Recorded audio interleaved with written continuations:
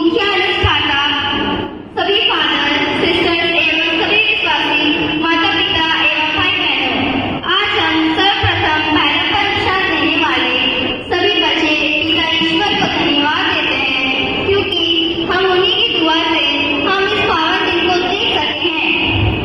किसी कुंभाती उठा केरा, किसी कुंभाती उठा केरा, कोकरो एडपा मैया उसके केरा, कोकरो एडपा मैया उसके केरा।